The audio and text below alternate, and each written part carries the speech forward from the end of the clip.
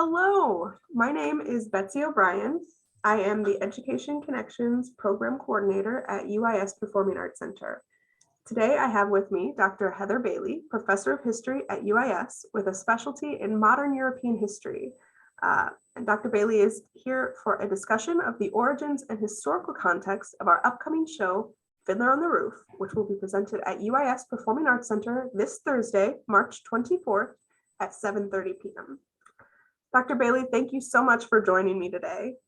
I am very excited to learn more about some of the topics that arise in Fiddler on the Roof.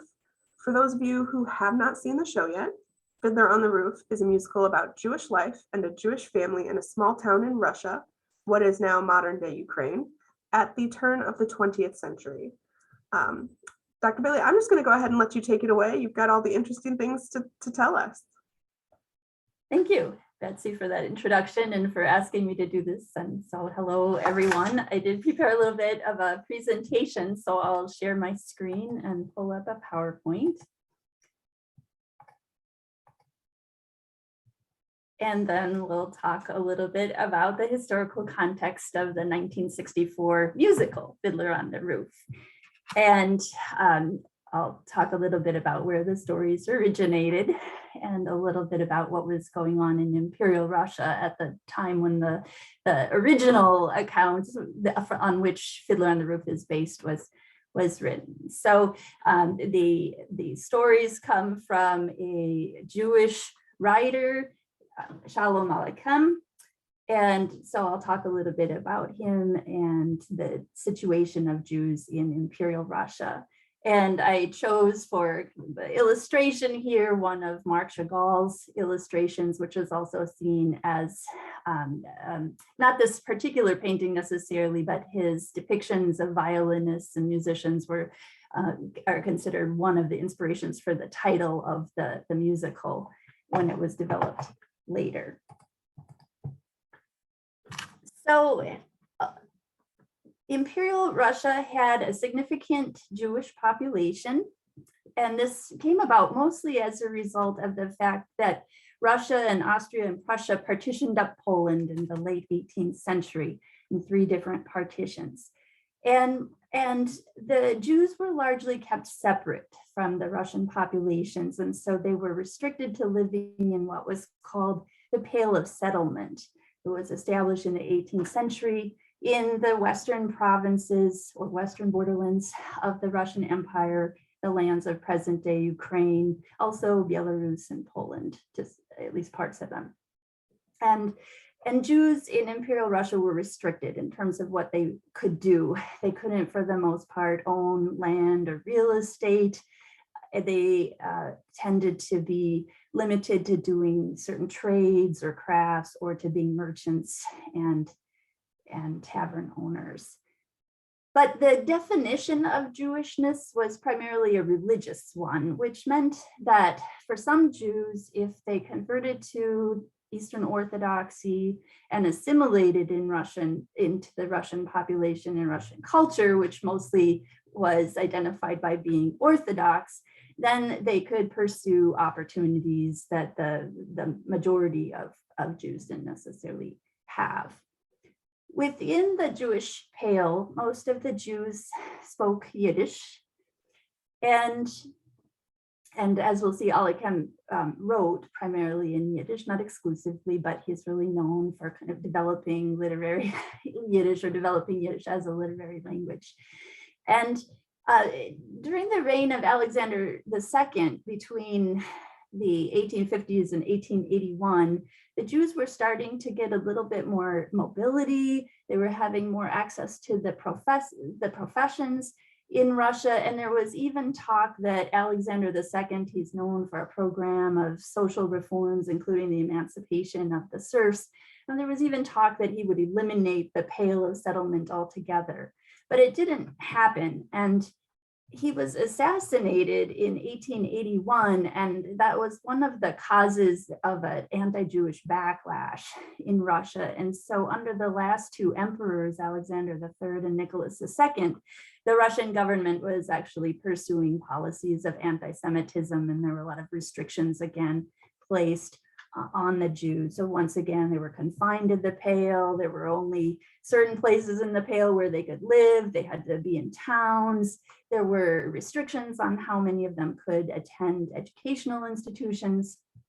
And just to give some sense of the population, in 1897, there were about 5 million Jews in the Russian Empire, and the vast majority of them, 94%, lived in the Pale of Settlement. And this was out of a population, a total population of the empire of about 128.2 million. And in terms of their religious identity, Jews made up about 4.2% of the population. So in the late imperial period, there was a lot of anti-Jewish backlash. Most of the Jews were very poor. The settlement tended to be poor.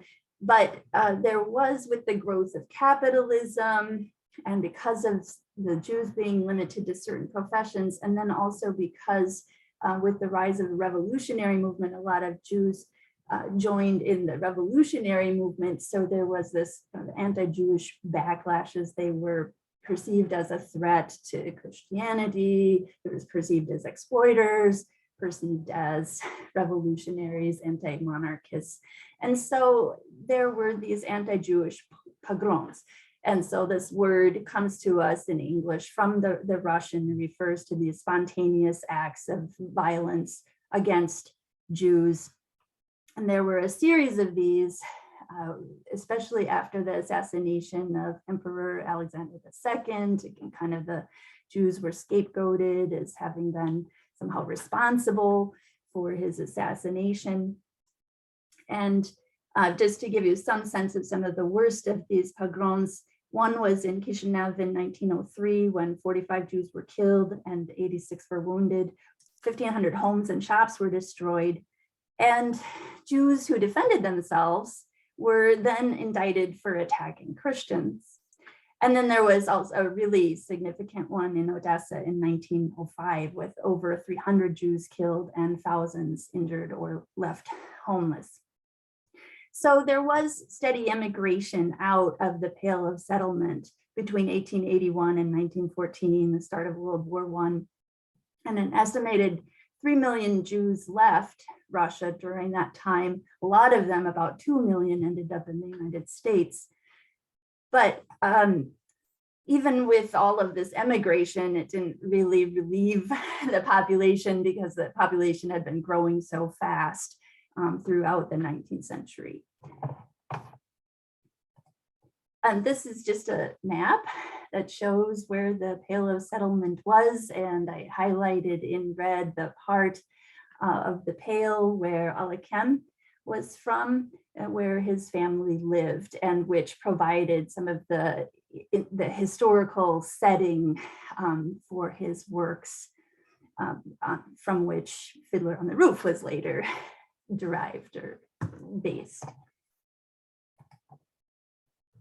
So Shalom Aleichem, it's a pseudonym that he used in his writing, especially when he was writing in Yiddish.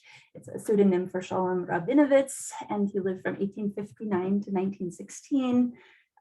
He was born in Poltava in present-day Ukraine.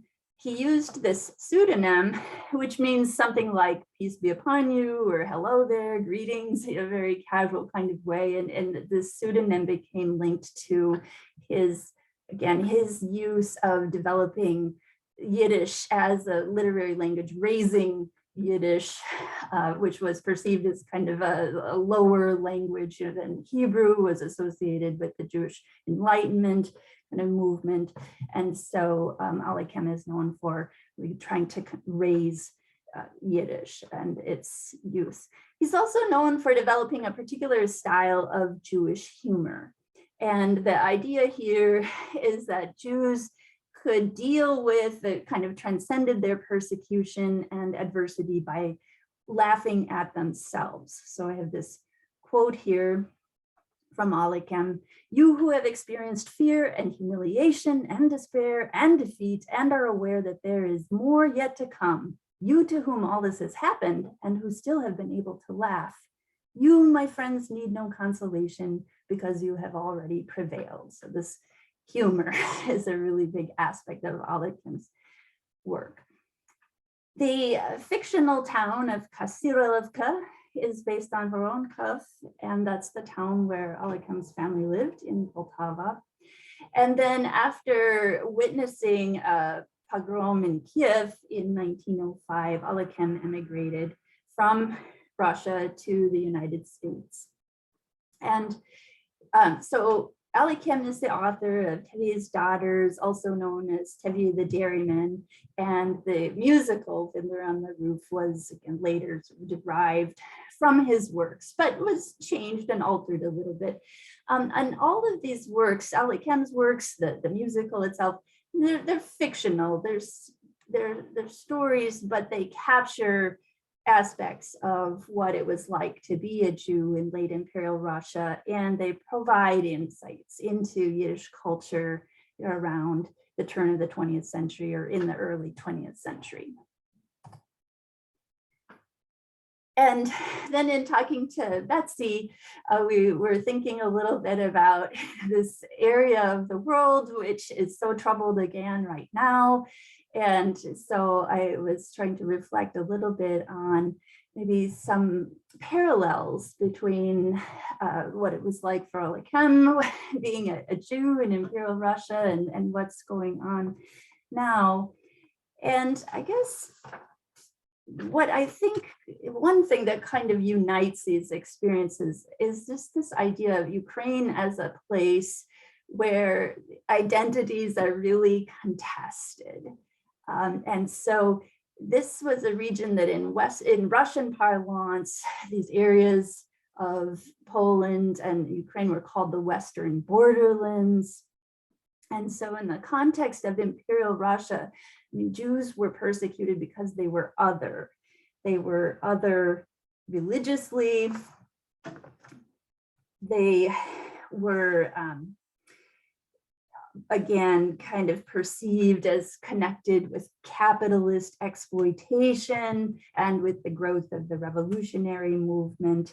And so with movements or ideologies that seemed hostile, exploitative of people, but also hostile to Orthodox Christianity and the monarchy, the Russian state. So conservatives tended to often blame Jews for everything that went wrong in Russia.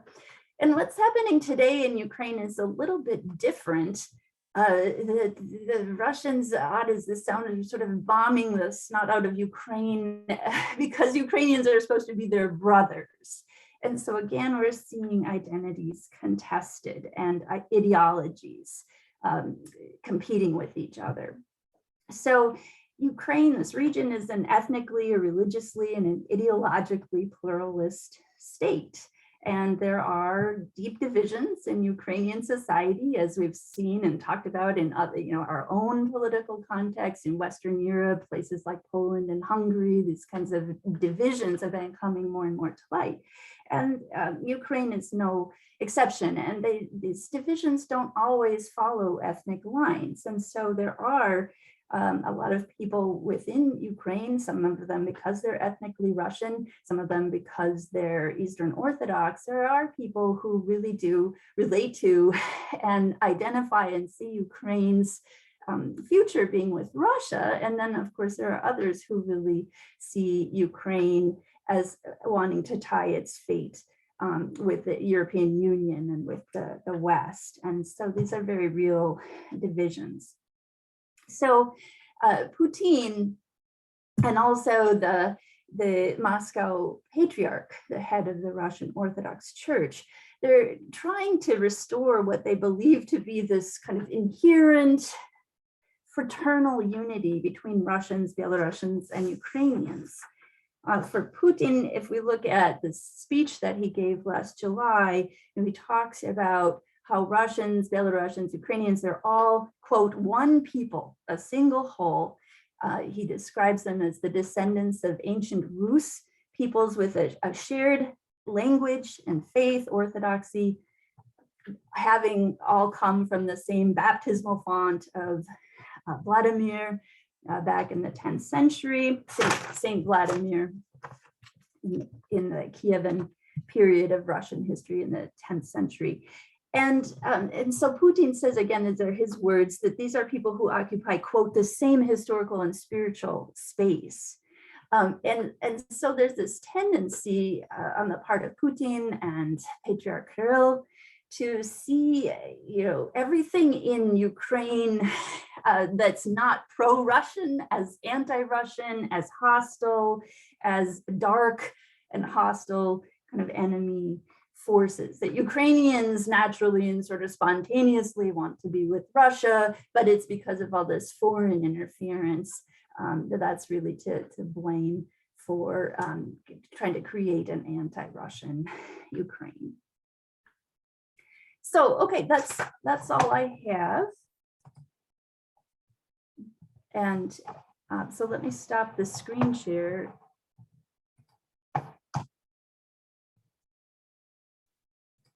And turn it over to you, Betsy, for any follow-up kind of comments or questions. Yes, thank you so much. That was really fascinating. That offered a lot of insight into sort of what's going on in Fiddler on the Roof. I've got a few follow-up questions of just some things that I myself am curious about. And here's my moment to say spoiler warning. For those of you who have not seen the show, I'm gonna talk a little bit about the ending, so you can stop and return it later if you'd like to. So by the end of the show, the Jewish population of Anatevka are leaving their beloved home, having been told the Russians are on their way to expel Jews from their villages. And this whole concept, this theory raises a lot of questions for me.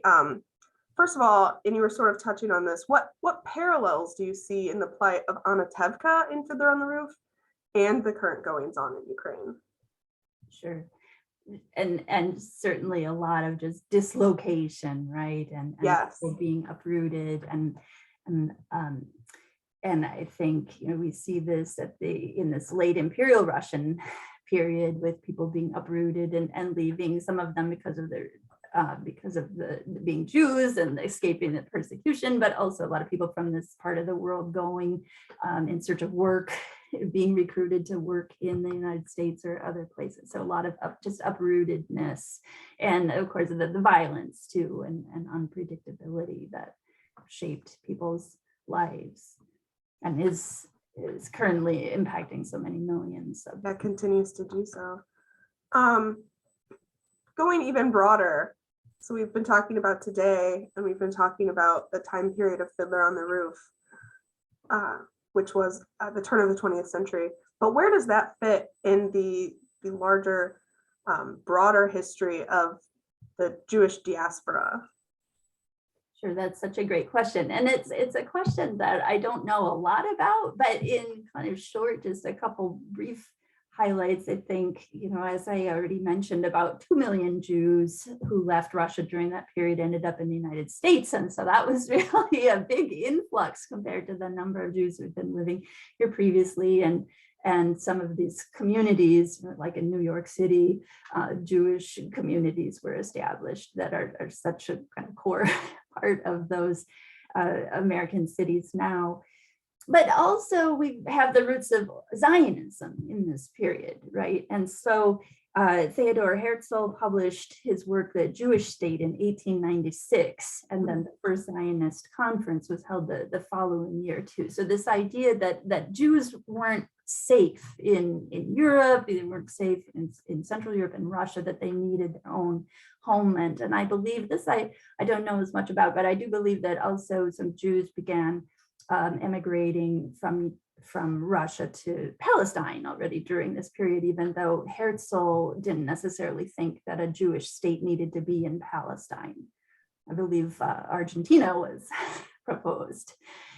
That would have made for a very different world, possibly. So probably wise that wasn't what they landed on.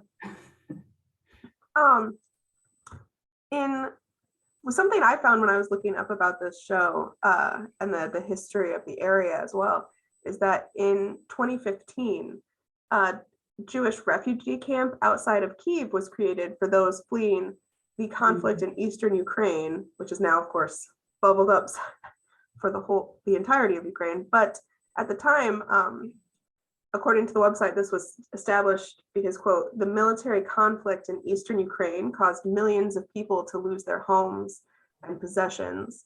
Thousands of Jewish men, women, children, and elderly escaped, but lost everything in the process.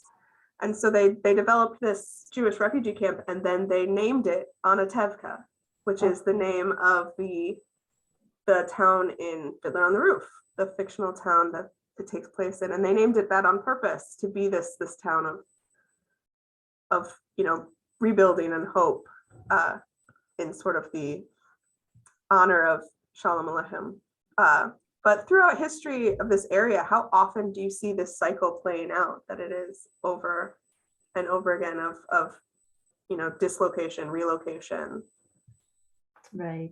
Well, I think the big one that we haven't talked about is the World War II era, where Ukraine just got it from both ends, right? With the Nazi invasion and some Ukrainians wanting to join the Nazis to liberate Ukraine from the Soviets. But then because of the Nazis' racial ideology, the Ukrainians were pretty much slaughtered wholesale and indiscriminately.